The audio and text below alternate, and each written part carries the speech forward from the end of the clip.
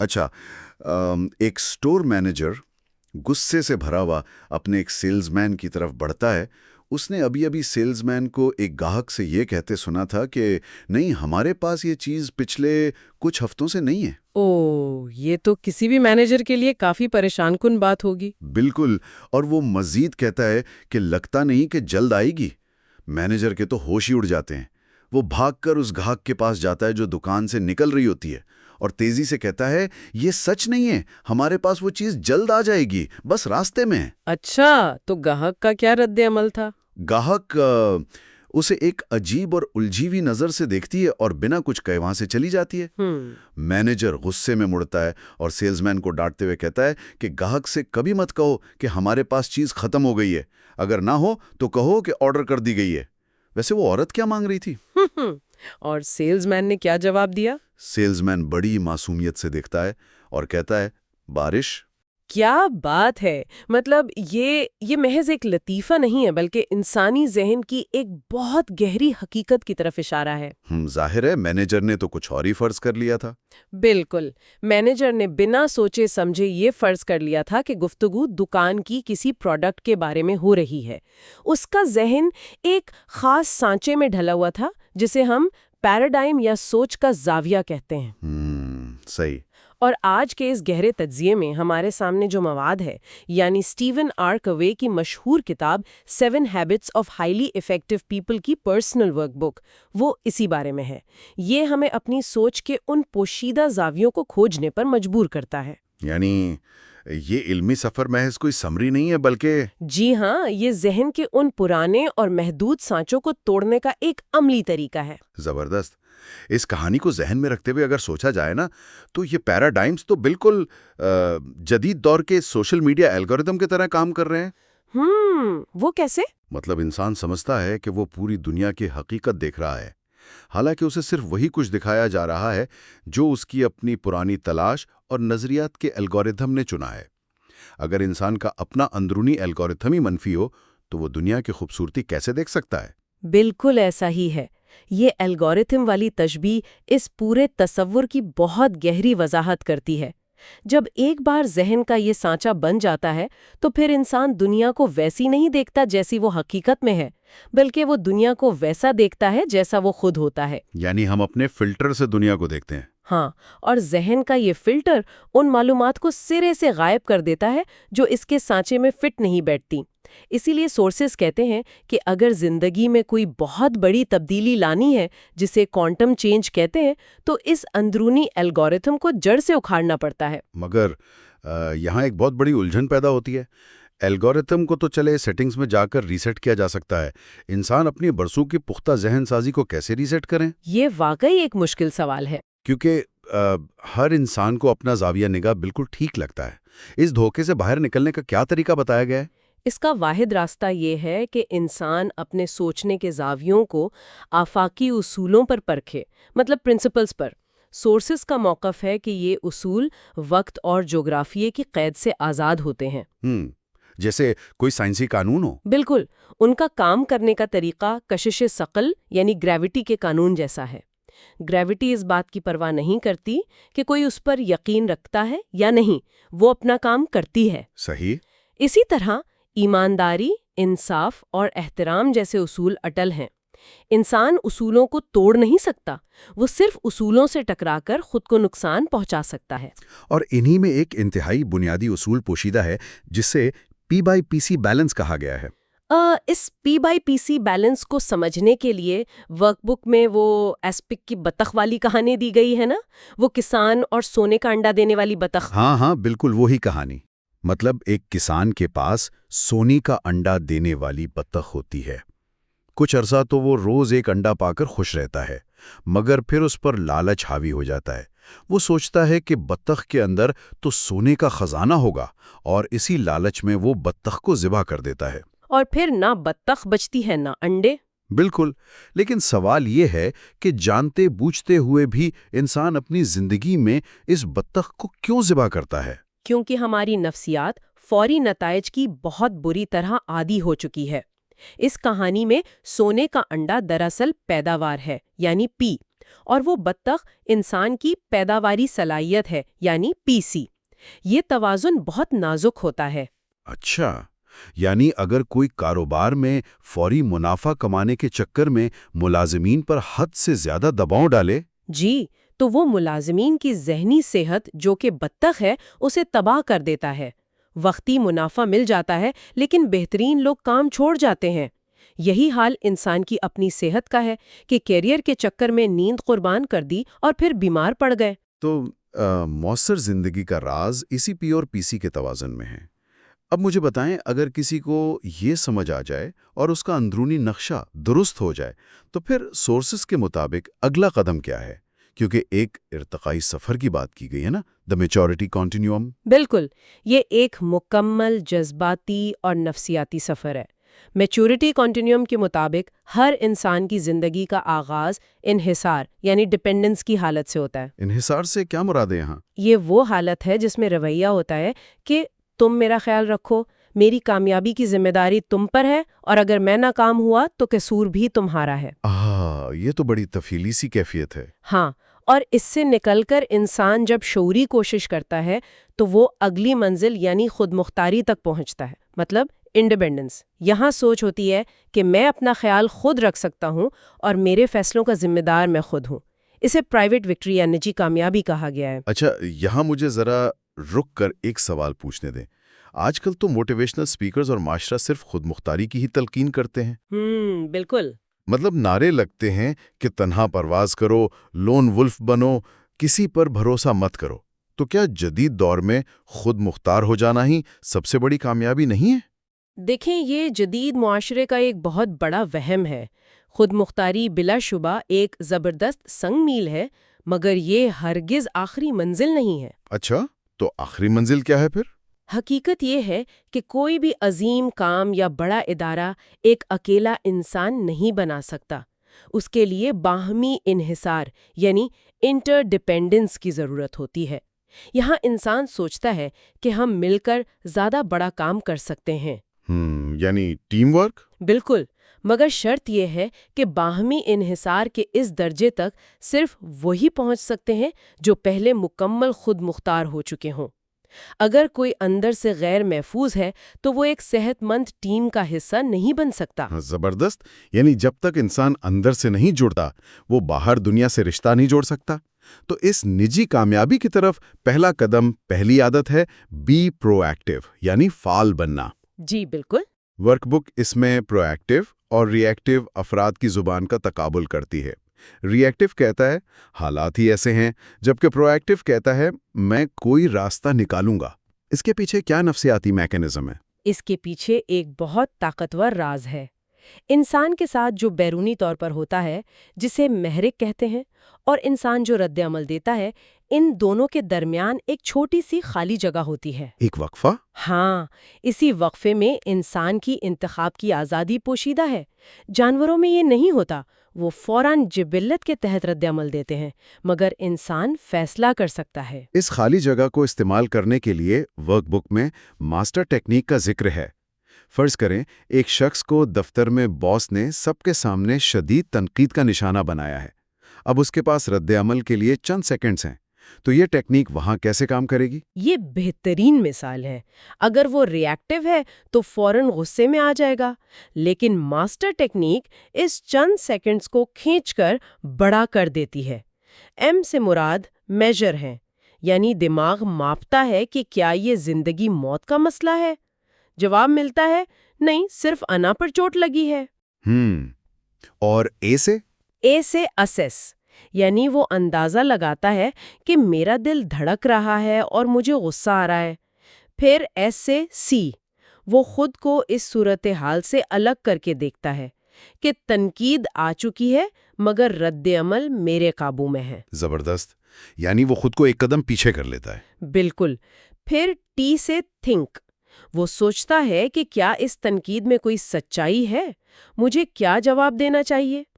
پھر ای سے انگیج یا ایگزٹ، یہاں فیصلہ کرتا ہے کہ شائستگی سے بات کریں یا فی الحال وہاں سے نکل جائے۔ اور آخر میں آر ہوگا۔ جی، آر سے ریویو، یعنی بعد میں اپنے عمل کا جائزہ لے۔ یہ سارا پروسیس اس وقفے کو ایک طاقتور انتخاب میں بدل دیتا ہے۔ یہ تو کمال ہے۔ اسے سن کر مجھے ایک تشبیہ ذہن میں آ رہی ہے۔ ری ایکٹیو ہونا تو بالکل ایسا ہے نا جیسے کسی نے اپنے جذبات کا ریموٹ کنٹرول دنیا کے ہاتھ میں دے دیا ہو کہ لو بھئی کوئی تلخ بات کہہ دے تو میرا غصے والا بٹن دبا دو۔ 100% ایسا ہی ہے، اور اسی بے بسی سے نکالنے کے لیے دائرہ فکر اور دائرہ اختیار کا تصور ہے۔ سرکل آف کنسرن اور سرکل آف انفلوئنس۔ جی، دائرہ فکر میں وہ چیزیں ہیں جو پریشان تو کرتی ہیں مگر کنٹرول میں نہیں ہوتی، جیسے ملکی معیشت۔ ری ایکٹیو لوگ یہیں توانائی ضائع کرتے ہیں۔ اس کے الٹ دائرہ اختیار میں وہ چیزیں ہیں جنہیں انسان خود کنٹرول کر سکتا ہے، جیسے اپنی صحت اور رویہ۔ اور جب انسان اپنی توانائی اس چھوٹے دائرے پر لگاتا ہے تو اس کا دائرہ اختیار پھیلنے لگتا ہے۔ بالکل صحیح سمجھا آپ نے۔ یا وہ چینٹی اور قدیم یونانی مقرر ڈیموستھینز کی مثالیں بھی بڑی فٹ بیٹھتی ہیں۔ ایک چینٹی کے راستے میں رکاوٹ آئے تو وہ سر پکڑ کر نہیں بیٹھتی، بلکہ فوراً دائیں بائیں سے راستہ تلاش کرتی ہے۔ بالکل، وہ رک نہیں جاتی۔ ہاں، اور ڈیموستھینیز جو کہ شدید لاتا تھا، اس نے حالات کا عذر نہیں بنایا، اس نے اپنے دائرہ اختیار پر کام کیا، منہ میں کنکریاں رکھ کر بولنے کی مشق کی اور عظیم ترین مقرر بن گیا۔ یہ ثابت کرتا ہے کہ رکاوٹیں نیا راستہ کھوجنے کے لیے آتی ہیں۔ اب جب سٹیئرنگ ہاتھ میں آ گیا تو سوال یہ ہے کہ گاڑی لے کر جانا کہاں ہے؟ یہیں سے دوسری عادت شروع ہوتی ہے، begin with the end in mind, یعنی انجام کو ذہن میں رکھ کر آغاز کرنا۔ ہاں، کیونکہ منزل کے بغیر گاڑی دوڑانا تو حادثے کو دعوت دینا ہے۔ ورک بک کہتی ہے کہ کائنات میں ہر چیز 2 بار تخلیق ہوتی ہے۔ کیا اس کا مطلب ہے کہ کچھ بھی حادثاتی نہیں ہوتا؟ بالکل، پہلی تخلیق ہمیشہ ذہن میں ہوتی ہے، جسے مینٹل کریشن کہتے ہیں، اور دوسری فزیکل کریشن ہوتی ہے۔ جیسے کوئی بھی عمارت تب تک نہیں بن سکتی جب تک اس کا نقشہ کاغذ پر نہ ہو۔ اگر نقشہ ہی غلط ہو تو بعد میں جتنی مرضی محنت کر لے، عمارت ویسی نہیں بنے گی۔ لیکن یہاں ایک بڑی خوفناک بات محسوس ہوتی ہے۔ لوگ معاشرے کی دی گئی کامیابی کی سیڑھی چڑھنے میں دن رات ایک کر دیتے ہیں، اور جب سب سے اوپر پہنچتے ہیں تو جھٹکا لگتا ہے کہ یہ سیڑھی تو غلط دیوار کے ساتھ لگی ہوئی تھی۔ اور یہی وہ المیہ ہے جس سے بچانے کے لیے یہ دوسری عادت ہے۔ یہ یقینی بناتی ہے کہ انسان جو محنت کر رہا ہے وہ اسی دیوار کے ساتھ لگی ہو جسے وہ واقعی سر کرنا چاہتا ہے۔ اس کے لیے پرسنل مشن سٹیٹمنٹ کا ٹول دیا گیا ہے۔ یہ پرسنل مشن سٹیٹمنٹ کیا ہے؟ یہ انسان کا اپنا لکھا ہوا آئین ہے جو اس کی زندگی کے مختلف کرداروں کا تعین کرتا ہے۔ ایک شخص بے وقت ایک والد، بیٹا اور ملازم ہو سکتا ہے۔ یہ طے کرتا ہے کہ ان تمام کرداروں میں اس کی میراث کیا ہوگی۔ اچھا، اور جب یہ منزل طے ہو جاتی ہے تو دماغ عموماً مزاحمت کرتا ہے کہ بھئی یہ سب ہوگا کیسے؟ اس کے لیے سورسز میں ایک بڑا دلچسپ کھیل ہے، ہاؤ گیم۔ ہاں، ہاؤ گیم یعنی کیسے کا کھیل۔ جیسے ایک باپ محسوس کرتا ہے کہ بیٹے سے رشتہ کمزور ہے تو وہ خود سے پوچھتا ہے میں یہ کیسے بہتر بناؤں؟ جواب ملتا ہے وقت دے کر۔ پھر پوچھتا ہے وقت کیسے دوں؟ میں تو مصروف ہوں۔ جواب ملتا ہے شیڈیول سے کچھ کاٹ کر، اور یوں وہ ایک عملی منصوبہ بنا لیتا ہے۔ بالکل، یہ خوابوں کو حقیقت کے دھاگے سے باندھنے کا طریقہ ہے۔ اب جب نقشہ بن گیا تو تیسرا مرحلہ آتا ہے کہ روزمرہ زندگی کے ہنگاموں کا سامنا کیسے کیا جائے۔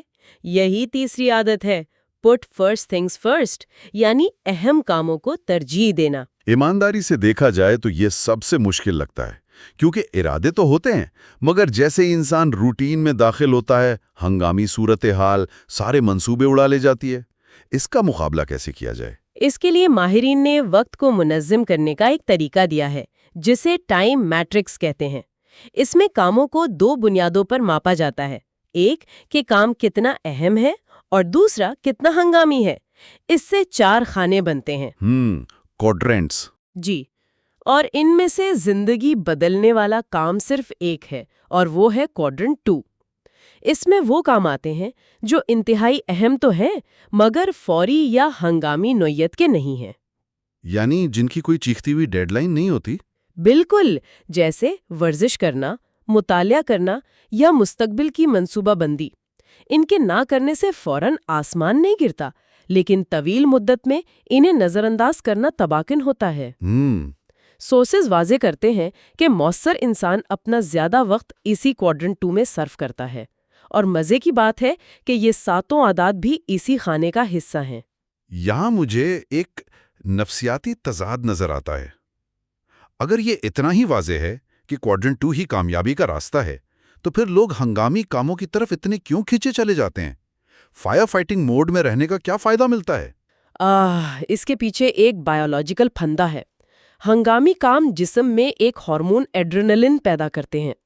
جب کوئی آخری منٹ پر کام مکمل کرتا ہے تو اسے ایک کیمیائی ہائی ملتا ہے۔ اچھا، یعنی ایک نشے کی طرح؟ جی بالکل، اسے فوری کامیابی اور مصروف ہونے کا ایک جھوٹا احساس ملتا ہے، جبکہ کوادرنٹ 2 والے کاموں میں کوئی سنسنی یا فوری کیمیائی ہائی نہیں ہوتا۔ ان میں خاموشی اور استقامت درکار ہوتی ہے۔ سورسز بتاتے ہیں کہ مصروف ہونا اور مؤثر ہونا 2 مختلف چیزیں ہیں۔ زبردست۔ اور اس وقت کو بچانے کے لیے دوسروں کو کام سونپنے یعنی ڈیلیگیشن کا ذکر بھی ہے۔ ورک بک میں گوفر ڈیلیگیشن اور اسٹیورڈشپ ڈیلیگیشن بتائی گئی ہے۔ ہاں، گوفر ڈیلیگیشن تو مائکرو مینجمنٹ ہے، جہاں باس ہر 1 منٹ کی تفصیل بتاتا ہے۔ اس میں تو باس کا اپنا وقت ضائع ہوتا ہے۔ اور اسٹیورڈشپ ڈیلیگیشن میں انجام بتا کر بھروسہ کیا جاتا ہے، مگر لوگ اس سے گھبراتے کیوں ہیں؟ کیونکہ اس کے لیے اعتماد کرنا پڑتا ہے، اور اعتماد انسان کو غیر محفوظ محسوس کرواتا ہے۔ لیکن اصل بچت اسی میں ہے کہ انسان کنٹرول چھوڑ کر بھروسہ کرنا سیکھے۔ یہیں سے باہمی انحصار کی بنیاد پڑتی ہے۔ اگر اس سارے علمی سفر کو سمیٹا جائے تو بڑی تصویر یہ ابھرتی ہے کہ اصل میدان جنگ انسان کے اپنے اندر ہے۔ باہر کی دنیا فتح کرنے سے پہلے اپنے زاویہ نگاہ کو درست کرنا، ذمہ داری اٹھانا اور بغیر کسی ہنگامے کے اہم کاموں کو وقت دینا ہی اصل سفر ہے۔ اور نچوڑ یہی ہے کہ ان تصورات کو صرف سن لینا کافی نہیں ہے۔ علم تب تک بوجھ ہے جب تک عمل میں نہ ڈھالا جائے۔ اسے روزمرہ فیصلوں کا حصہ بنانا پڑتا ہے۔ یقیناً علم اور تبدیلی کے درمیان کی کھائی صرف عمل کے پل سے عبور ہو سکتی ہے۔ اس گہرے تجزیے کو یہیں انجام تک پہنچاتے ہیں۔ لیکن رخصت ہونے سے پہلے ایک بے چین کرنے والی سوچ: اگر دن بھر کا ہر عمل یا تو اپنی منزل کی طرف ایک قدم ہے یا پھر انجانے میں کسی اور کے ایجنڈے کا حصہ بن جاتا ہے، تو آج رات ذرا خاموشی سے غور کیا جانا چاہیے۔ آج دن بھر جو اسکرپٹ ادا کیا گیا، اس کا اصل مصنف کون تھا؟ عام طور پر جب ہم کسی مشین یا انجینئرنگ کی بات کرتے ہیں تو وہاں ہر چیز بالکل واضح ہوتی ہے۔ مطلب جیسے اگر کسی گاڑی کا پہیہ پنکچر ہو جائے تو ہمیں فوراً معلوم ہو جاتا ہے کہ مسئلہ کہاں ہے۔ ہاں بالکل، یہ بالکل ایک ایکس رے مشین کی طرح ہے، جہاں اسکرین پر خرابی صاف نظر آ جاتی ہے۔ صحیح، اور پھر ایک ڈاکٹر سیدھا اشارہ کر کے کہہ سکتا ہے کہ یہ رہی خرابی اور اسے یوں جوڑا جائے گا۔ مشینوں کی دنیا میں اسباب اور نتائج بالکل سیدھے ہوتے ہیں۔ یہ ایک بڑا دلچسپ نقطۂ آغاز ہے۔ ہم انسانوں کا ذہن بھی اسی طرح کام کرنے کا عادی ہو چکا ہے۔ ہمیں وہ چیزیں پسند ہیں جنہیں ہم آسانی سے دیکھ سکیں یا کسی خانے میں فٹ کر سکیں۔ بالکل، جب مسئلہ سامنے نظر آ رہا ہو تو اسے حل کرنے میں ایک عجیب سا ذہنی سکون ملتا ہے، اور مادی دنیا میں ہم اسی لیے اتنی تیزی سے ترقی کر رہے ہیں۔ لیکن مسئلہ تب شروع ہوتا ہے جب ہم اس مادی دنیا سے نکل کر انسانوں کی دنیا میں داخل ہوتے ہیں، خاص طور پہ جب بات رشتوں، رویوں اور ایک ساتھ مل کر کام کرنے کی ہو۔ اور وہاں اچانک یہ ایکس رے مشین کام کرنا چھوڑ دیتی ہے۔ تعلقات کی دنیا اتنی واضح نہیں ہوتی، بلکہ بہت الجھی ہوئی، پیچیدہ اور دھندلی ہوتی ہے۔ بالکل صحیح کہا آپ نے، اور آج کے اس گہرے مطالعے کا بنیادی مقصد ہی اس دھند کو صاف کرنا ہے۔ جی ہاں، آج ہم اسٹیون کووے کے نوٹس، ان کی ورک بکس اور ان کے بنیادی فلسفوں کے ایک بڑے ذخیرے کا تجزیہ کر رہے ہیں۔ ہمارا مشن یہ سمجھنا ہے کہ آخر کیوں ہم میں سے بہت سے لوگ انفرادی سطح پر تو کامیاب ہو جاتے ہیں، لیکن دوسروں کے ساتھ رشتے نبھانے میں اکثر ناکام کیوں رہتے ہیں۔ اس سوال کا جواب ڈھونڈنا واقعی ایک اہم سفر ہے۔ حوالوں میں اس بات پر بڑا زور دیا گیا ہے کہ ذاتی کامیابی یعنی اپنی ذات پر قابو پانا محض ایک بنیاد ہے، یعنی وہ آخری منزل نہیں ہے۔ بالکل نہیں۔ انسانی ارتقاء کا اگلا اور اہم قدم انٹرڈیپینڈنس یا باہمی انحصار ہے، یعنی یہ سمجھنا کہ انسان اکیلا سب کچھ نہیں کر سکتا۔ حقیقی عظمت دوسروں کے ساتھ مل کر کچھ نیا تخلیق کرنے میں ہے۔ اور اسی لیے رشتوں کی اس پیچیدہ دنیا کو سمجھنے کے لیے ایک بڑا طاقتور استعارہ پیش کیا گیا ہے، جسے جذباتی بینک اکاؤنٹ کہا جاتا ہے۔ ہاں، یہ تصور واقعی کمال ہے۔ پیسوں والے بینک اکاؤنٹ سے تو ہم سب واقف ہیں نا؟ بالکل، ہم اس میں رقم جمع کرواتے ہیں اور ضرورت پڑنے پر نکلواتے ہیں، لیکن رشتوں کے معاملے میں یہ اکاؤنٹ کیسے کام کرتا ہے؟ رشتوں میں کرنسی پیسہ نہیں ہوتی، بلکہ بھروسہ اور اعتماد ہوتا ہے۔ جب آپ کسی کے ساتھ کوئی مہربانی کرتے ہیں، وعدہ پورا کرتے ہیں، تو آپ اس رشتے کے اکاؤنٹ میں ایک ڈپازٹ کر رہے ہوتے ہیں۔ اچھا، اور جب ہم تنقید کرتے ہیں یا بات نہیں سنتے تو وہ ایک نکلوائی بن جاتی ہے۔ بالکل، اسے نفسیاتی زاویے سے دیکھیں تو بات اور واضح ہو جاتی ہے۔ جس طرح جسم کو روزانہ خوراک چاہیے، رشتے بھی روزمرہ کی چھوٹی چھوٹی توجہ مانگتے ہیں۔ مطلب وہ کسی ایک بڑے واقعے پر نہیں چلتے؟ جی ہاں، اور اگر ایک انسان مسلسل تنقید اور بے رخی کے ذریعے نکلوائی کرتا رہے تو چاہے اس کا عہدہ کتنا ہی بڑا کیوں نہ ہو، ایک دن وہ اکاؤنٹ خالی ہو جائے گا۔ رشتہ دیوالیہ ہو جائے گا۔ یہ بات واقعی سوچنے والی ہے، اور یہیں سے نا ہمارا مطالعہ ایک نئے تصور کی طرف مڑتا ہے، باہمی فائدے یا جیت جیت کی سوچ۔ جی، جیت کا تصور۔ لیکن ایمانداری سے کہوں تو مجھے یہ ہمیشہ تھوڑا غیر حقیقت پسندانہ لگا ہے۔ اچھا، وہ کیوں؟ مطلب ذرا غور کریں، ہم سب ایک ایسے معاشرے میں بڑے ہوتے ہیں جہاں قدم قدم پر مقابلہ ہے، اسکول میں گریڈز کا، دفتر میں پروموشن کا۔ ہاں، وہ تو ہے۔ تو ہمیں ایسا لگتا ہے جیسے کامیابی ایک پیزا کی طرح ہے، اگر کسی ساتھی نے بڑا ٹکڑا لے لیا تو میرے لیے کم پیزا بچے گا۔ ہمارا ذہن یوں کام کرتا ہے کہ میری جیت کے لیے کسی دوسرے کا ہارنا ضروری ہے۔ یہ ذہنیت بن جانا کوئی حیرت کی بات نہیں ہے۔ اگر ہم ارتقائی تاریخ کو دیکھیں تو ابتدائی انسان واقعی ایسی دنیا میں رہتا تھا جہاں خوراک اور وسائل محدود تھے۔ یعنی وہ قلت کی ذہنیت تھی۔ جی، ہم اسی قلت کی ذہنیت پر پروگرام ہو چکے ہیں، لیکن آج کی دنیا اور خاص طور پر رشتوں کی دنیا اس قانون پر نہیں چلتی۔ باہمی تعاون کے لیے ایک فراوانی کی ذہنیت چاہیے ہوتی ہے۔ فراوانی کی ذہنیت سے مراد یہ ماننا کہ دنیا میں سب کے لیے بہت کچھ ہے۔ بالکل، کامیابی کوئی محدود پیزا نہیں ہے۔ اگر دو لوگ مل جائیں تو وہ مل کر اس پیزا کا سائز بڑا کر سکتے ہیں۔ لیکن مجھے یہاں ایک تضاد نظر آتا ہے۔ کیا انسان ایک ہی وقت میں دوسروں کا ہمدرد اور اچھا بھی ہو سکتا ہے اور اپنے مقصد کے لیے سخت بھی؟ یہ سوال اکثر لوگوں کے ذہن میں آتا ہے۔ کیونکہ اگر دفتر میں کوئی شخص ہر وقت دوسروں کا لحاظ کرتا رہے گا تو لوگ تو اسے کچل کر آگے نکل جائیں گے نا، وہ تو ایک سیڑھی بن کر رہ جائے گا۔ یہ واقعی ایک خطرناک غلط فہمی ہے۔ جیت جیت کا مطلب محض نرم مزاج ہونا یا ہر بات مان لینا نہیں ہے۔ جو حالت آپ نے بتائی، اسے حوالوں میں ہار جیت کہا گیا ہے۔ یعنی خود ہار کر دوسرے کو جتا دینا۔ ہاں، اور اس سے انسان کے اندر کڑواہٹ بڑھنے لگتی ہے۔ ایک حقیقی باہمی معاہدے کے لیے ایک پختگی درکار ہوتی ہے جو کہ حوصلے اور لحاظ کے درمیان توازن کا نام ہے۔ یعنی اگر مجھ میں حوصلہ بہت زیادہ ہے اور دوسروں کے لیے لحاظ بالکل نہیں ہے تو میں صرف اپنی جیت چاہوں گا۔ اور تب آپ اپنی طاقت استعمال کر کے اپنا کام نکلوا لیں گے، جسے جیت ہار کہتے ہیں۔ وقتی طور پر تو آپ کامیاب ہو جائیں گے، لیکن آپ اس جذباتی اکاؤنٹ کو بالکل خالی کر دیں گے۔ صحیح، اور طویل مدت میں وہ انسان میرے ساتھ سچے دل سے کام نہیں کرے گا۔ بالکل یہی بات ہے۔ لہٰذا پختگی یہ ہے کہ آپ میں اتنی ہمت ہو کہ اپنا نقطۂ نظر پیش کر سکیں اور اتنا لحاظ بھی ہو کہ دوسرے کی بات کا احترام کر سکیں۔ اس کا تو سیدھا سا مطلب یہ ہوا کہ جب تک ہمیں یہ معلوم ہی نہ ہو کہ سامنے والے کے نزدیک جیت کا مطلب کیا ہے، ہم کوئی معاہدہ کر ہی نہیں سکتے۔ جی بالکل، کیونکہ جو چیز آپ کے لیے انعام ہے وہ شاید ان کے لیے بے معنی ہو، اور اسے جاننے کا واحد طریقہ یہ ہے کہ ہم انہیں سنیں۔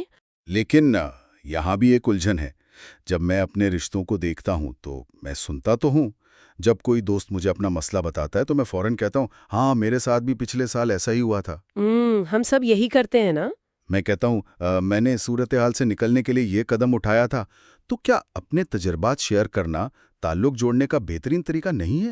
ہم میں سے زیادہ تر لوگ یہی سمجھتے ہیں، لیکن حوالوں کے مطابق یہیں پر ہمارے ابلاغ کی سب سے بڑی خامی سامنے آتی ہے۔ اسے نفسیات میں سوانحی رد عمل کہتے ہیں۔ سوانحی رد عمل یعنی اپنی کہانی سنانا؟ جی، ہوتا دراصل یہ ہے کہ انسان کا آنا کسی کو تکلیف میں دیکھ کر بے چین ہو جاتا ہے. ہم دکھ کے ساتھ بیٹھنے کے بجائے فوراً حل پیش کرنا چاہتے ہیں. مطلب میں سمجھ رہا ہوں کہ میں اس کا دکھ بانٹ رہا ہوں، لیکن حقیقت میں اس کے مسئلے کو اپنی اینک سے دیکھ رہا ہوں. بالکل. اور اس عمل میں آپ اصل میں اسے سن ہی نہیں رہے ہوتے، آپ صرف اپنی باری کا انتظار کر رہے ہوتے ہیں. یہ تو واقعی بڑی چپتی ہوئی حقیقت ہے. تو اس سے بات بگڑتی کیوں ہے؟ حوالوں میں اس کی 4 اقسام بتائی گئی ہیں. ہم یا تو فوراً فیصلہ سنا دیتے ہیں، یا ایسے سوال پوچھتے ہیں جن کا مقصد صرف ہمارا اپنا تجسس ہوتا ہے. اچھا، یعنی کھریدنا شروع کر دیتے ہیں. ہاں، یا پھر ہم پوری بات سمجھے بغیر مشورہ دینے لگتے ہیں. اور چوتھی قسم یہ ہے کہ ہم اپنی سوچ کے مطابق ان کے مقاصد کا اندازہ لگاتے ہیں. ان چاروں صورتوں میں ہم دوسرے کے ذہن میں داخل ہونے کے بجائے اسے اپنے دائرے میں کھینچ رہے ہوتے ہیں. بالکل صحیح کہا. اگر ہم روزمرہ گفتگو دیکھیں تو ہم مسلسل یہی کر رہے ہوتے ہیں. ہم نسخہ لکھنے کی اتنی جلدی میں ہوتے ہیں کہ مرض کی تشخیص کرنا ہی بھول جاتے ہیں. یہ بڑی زبردست مثال ہے. تو پھر اس کا متبادل کیا ہے؟ اگر اپنے تجربے کی اینک اتار دینی ہے تو کسی کی بات کو سنا کیسے جائے؟ یہاں حوالے ہمیں ہمدردانہ سماعت کے تصور کی طرف لے جاتے ہیں. اور یہ محض خاموش رہنے کا نام نہیں ہے، یہ بڑا توانائی مانگنے والا عمل ہے. یعنی خود کو جذباتی طور پر اس شخص کی جگہ پر رکھنا؟ جی. اور سب سے حیران کن بات جو تحقیق سے سامنے آتی ہے وہ یہ ہے کہ ہمارا 90% ابلاغ الفاظ سے نہیں ہوتا. تو کیا ہم الفاظ سے زیادہ کچھ اور سن رہے ہوتے ہیں؟ باڈی لینگویج اور لہجے کی بات ہو رہی ہے یہاں؟ بالکل. انسان کا جسم اور آواز کا اتار چڑھاؤ اس کے الفاظ سے کہیں زیادہ سچ بولتے ہیں. اسی لیے ہمیں صرف کانوں سے نہیں، آنکھوں اور دل سے سننا ہوتا ہے. جب ہم اس درجے کی ہمدردی دکھاتے ہیں تو سامنے والے کو کیسا محسوس ہوتا ہے؟ اسے ایک طرح کی نفسیاتی ہوا ملتی ہے. وہ جان جاتا ہے کہ اب اسے دفاعی انداز نہیں اپنانا، اور تبھی وہ اپنا اصل مسئلہ سامنے لاتا ہے. اور یہاں سے ایک نیا اور زبردست سلسلہ شروع ہوتا ہے. جب ہم کسی کو اتنی گہرائی سے سنتے ہیں تو ہمیں شدت سے احساس ہوتا ہے کہ وہ شخص ہم سے کتنا مختلف ہے. اور عموماً انسان اس اختلاف سے گھبراتے ہیں نا. ہم سمجھتے ہیں کہ اختلاف کا مطلب تصادم ہے. بالکل. لیکن جب انسان ہمدردی کے ساتھ اس اختلاف کو دیکھتا ہے تو وہ اسے برداشت کرنے کے بجائے ایک نئی قوت میں بدل سکتا ہے. اسی کو تخلیقی تعاون یا ہم آہنگی یعنی سینرجی کہتے ہیں. جب ہم اختلافات کو خطرہ سمجھنے کے بجائے ایک اثاثہ سمجھنا شروع کر دیں. یہ محض ریاضی کا اصول نہیں ہے کہ 1 اور 1 12 ہو گئے. یہ اس سے کہیں گہری چیز ہے. جی ہاں. یہ تبھی ممکن ہے جب ایک خاص قسم کا نفسیاتی تحفظ موجود ہو، جہاں ہر شخص جانتا ہو کہ اس کے مختلف نقطہ نظر کو رد نہیں کیا جائے گا بلکہ قدر کی جائے گی. مجھے یہاں بیکنگ کی دنیا کا ایک استعارہ یاد آ رہا ہے جو اس تصور کو بڑا خوبصورتی سے واضح کرتا ہے. اچھا، وہ کیسے؟ دیکھیں، اگر آپ روٹی بنانے کے اجزاء کو دیکھیں، آٹا بالکل خشک اور پھیکا ہوتا ہے. خمیر کو دیکھیں تو اس کی بو بہت تیز ہوتی ہے اور پانی بالکل بے ذائقہ. ہاں، یہ سب اپنی انفرادی حیثیت میں بالکل مختلف ہیں. بالکل، ان میں آپس میں کوئی مماثلت نہیں ہے. لیکن یہی جادو ہے. آپ انہیں ایک خاص تناسب میں ملاتے ہیں، گوندھ کر اوون کی گرمی سے گزارتے ہیں، اور پھر جو چیز بنتی ہے وہ ایک نرم اور گرم روٹی ہوتی ہے جو اپنے اجزاء سے کہیں زیادہ شاندار ہے. بالکل. خمیر کا تیکھا پن اور آٹے کا سوکھا پن مل کر ایک بالکل نیا وجود بنا دیتے ہیں. یہ انتہائی شاندار مثال ہے. اور انسانی تنظیموں میں بھی بالکل یہی ہوتا ہے. ہم آہنگی کا مطلب محض اختلافات کو برداشت کرنا نہیں ہے. کیونکہ برداشت کرنا تو تعلقات کی بڑی نچلی سطح ہے نا؟ جی، حقیقی ہم آہنگی کا مطلب اختلافات کی قدر کرنا ہے. جب 2 مختلف سوچ رکھنے والے لوگ پورے بھروسے کے ساتھ مل بیٹھتے ہیں تو وہ تیسرا متبادل تلاش کرنے میں کامیاب ہو جاتے ہیں. تیسرا متبادل، یعنی نہ میری بات مانی جائے نہ تمہاری، بلکہ کوئی درمیانی راستہ؟ نہیں، درمیانی راستہ یا سمجھوتا بھی ایک کمتر چیز ہے. تیسرے متبادل کا مطلب ایک ایسا نیا راستہ تخلیق کرنا ہے جو پہلے سے موجود ہی نہیں تھا اور وہ دونوں کے انفرادی حل سے زیادہ بہتر ہے. یہ وہ مرحلہ ہے جہاں انسانی ذہن مل کر ایسا کام کرتے ہیں جو تنہا شخص سوچ بھی نہیں سکتا تھا. بالکل. لیکن اب ذرا حقیقت کی طرف آتے ہیں. اس سب کو عملی زندگی میں اتارنا، ہر روز دفتر جانا، جیت جیت کا رویہ اپنانا، غصے میں بھی ہمدردی سے سننا، یہ سب سن کر ہی تھکاوٹ ہونے لگتی ہے۔ یہ بات تو ہے، یہ بہت زیادہ ذہنی اور جذباتی توانائی مانگتا ہے۔ انسان اس سفر میں ٹوٹ سکتا ہے، جل سکتا ہے، جسے ہم برن آؤٹ کہتے ہیں۔ آخر اس توانائی کو برقرار رکھنے کا راز کیا ہے؟ حوالوں میں اس کا بہت ٹھوس جواب دیا گیا ہے، جسے آری کو تیز کرنا کہا گیا ہے۔ یہ اصول یاد دلاتا ہے کہ اس پوری کائنات میں ہم سب کا سب سے قیمتی اثاثہ ہم خود ہیں۔ یعنی اگر ہم خود کو مسلسل تر و تازہ نہیں کریں گے تو ہماری کارکردگی، برداشت اور ہمدردی کی صلاحیت گر جائے گی۔ بالکل، اور اس پر وہ لکڑہارے والی کہانی بالکل برمحل بیٹھتی ہے۔ وہ جو جنگل میں لکڑی کاٹ رہا ہوتا ہے، وہ پسینے میں شرابور ہے اور اس کی آری بالکل کند ہو چکی ہے۔ ہاں، اور جب کوئی راہگیر اسے کہتا ہے کہ بھائی تم تھک چکے ہو، ذرا رک کر آری تیز کیوں نہیں کر لیتے، تو وہ کیا جواب دیتا ہے؟ وہ انتہائی غصے سے کہتا ہے کہ تمہیں نظر نہیں آ رہا کہ میں کتنا مصروف ہوں؟ میرے پاس آری تیز کرنے کا وقت نہیں ہے۔ اور یہی وہ المناک سچائی ہے جس کا ہم سب اپنی تیز رفتار زندگیوں میں شکار ہیں۔ وہ لکڑہارا ہم ہی ہے۔ اگر وہ ایک کند آری سے لکڑی 30 منٹ میں کاٹتا ہے تو آری تیز کرنے میں بمشکل 5 منٹ لگیں گے، اور پھر وہ لکڑی 10 منٹ میں کاٹ لے گا۔ بالکل، وہ وقت ضائع نہیں کرا ہوگا بلکہ وقت بچا رہا ہوگا۔ لیکن ہم اپنی روزمرہ زندگی میں کیا کہتے ہیں؟ ہم کہتے ہیں میرے پاس آرام کرنے کا وقت نہیں ہے، میرے پاس ورزش کا وقت نہیں، کتاب پڑھنے کا وقت نہیں۔ ہم خود کو مشین سمجھنے لگتے ہیں۔ جبکہ حقیقت اس کے بالکل برعکس ہے۔ حوالے بتاتے ہیں کہ خود کی دیکھ بھال 4 مختلف جہتوں میں ہوتی ہے۔ اچھا، وہ کون سی ہیں؟ جسمانی، جیسے ورزش اور غذا، ذہنی یعنی مطالعہ کرنا، سماجی یا جذباتی یعنی رشتوں کو وقت دینا، اور روحانی اپنے اقدار پر غور کرنا۔ جب انسان ان چاروں پہلوؤں میں خود کو متوازن رکھتا ہے تو وہ کوئی خود غرضی تو نہیں کر رہا۔ بالکل نہیں۔ جب آپ کا اپنا اندرونی گلاس بھرا ہوگا تبھی تو آپ کے اندر وہ فراوانی پیدا ہوگی جس سے آپ دوسروں کے اکاؤنٹ میں سچے دل سے ڈپازٹ کر سکیں گے۔ ایک خالی انسان دوسروں کو کیا دے سکتا ہے؟ واقعی یہ بات اتنی زبردست ہے کہ اس سے ہماری گفتگو کا دائرہ مکمل ہو جاتا ہے۔ یہ سفر دراصل اپنی ذات کو اندر سے مضبوط کرنے، یعنی مسلسل اپنی آری تیز کرنے سے شروع ہوتا ہے۔ جی، اور پھر ہم اس نئی توانائی کے ساتھ دنیا میں قدم رکھتے ہیں جہاں ہم دوسروں کو ہرانے کے بجائے ان کے ساتھ مل کر جیتنے کا سوچتے ہیں۔ ہم اپنے تجربات کی اینک اتار کر پوری ہمدردی کے ساتھ ان کی دنیا کو سمجھتے ہیں اور ان کی مختلف سوچ پر لڑتے نہیں ہیں، بلکہ اسے آٹے اور خمیر کی طرح ملا کر ایک نئی دنیا تخلیق کرتے ہیں۔ یہ ایک مستقل اور مسلسل جاری رہنے والا عمل ہے، لیکن اس سفر میں سب سے بڑی رکاوٹ کوئی اور انسان نہیں بلکہ ہماری اپنی پرانی زنگ آلودہ عادتیں ہوتی ہیں۔ اور حوالے کے آخر میں اس تبدیلی کو سمجھانے کے لیے ایک بڑی اثر انگیز مثال دی گئی ہے، ایک خلائی شٹل کی۔ خلائی شٹل، یہ تو بالکل ہی مختلف دنیا کی بات لگتی ہے۔ لیکن اس کا ہماری عادتوں سے بہت گہرا تعلق ہے۔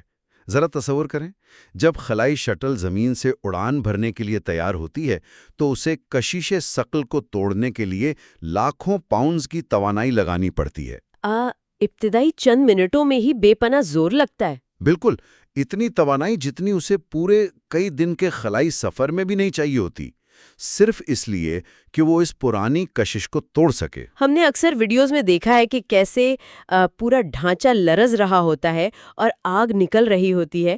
یہ شروع کا سفر بہت مشقت والا ہوتا ہے۔ لیکن جب وہ شٹل اس کشش کے دائرے سے باہر نکل کر خلا میں پہنچ جاتی ہے تو پھر کیا ہوتا ہے؟ پھر وہ اپنے بوجھ اور وزن سے آزاد ہو جاتی ہے۔ جی، پھر اس خلاباز کو زور نہیں لگانا پڑتا، وہ صرف انگلی کے ایک ہلکے سے اشارے سے لامحدود امکانات کی طرف پرواز کر سکتا ہے۔ اس کا مطلب یہ ہوا کہ جب ہم اپنی پرانی عادتوں کی کشش ثقل کو توڑنے کی کوشش کرتے ہیں، جہاں ہم صرف اپنا فائدہ سوچتے تھے یا دوسروں کو نہیں سنتے تھے، تو شروع میں یہ بہت مشکل لگتا ہے۔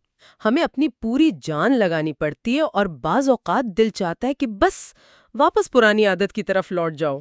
اور یہی وہ مقام ہے جہاں اکثر لوگ ہار مان لیتے ہیں۔ لیکن اگر انسان استقامت دکھائے اور ان اصولوں کی فضا میں پہنچ جائے تو رشتے نبھانا کوئی مشقت نہیں رہتا۔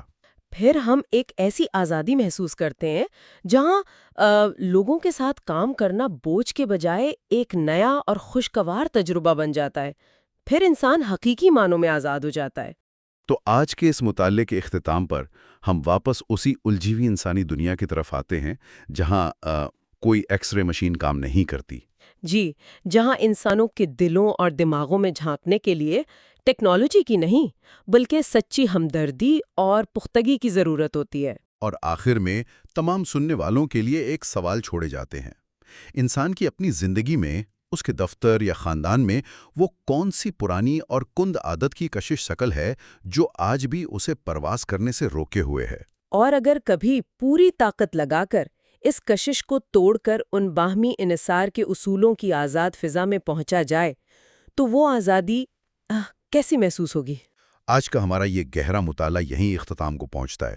امید ہے کہ ان حوالوں نے زندگی کو دیکھنے کا ایک نیا زاویہ دیا ہوگا۔ اپنا بہت خیال رکھیے گا۔ خدا حافظ۔ خدا حافظ۔ اپنے وقت کو قیمتی بنائیں۔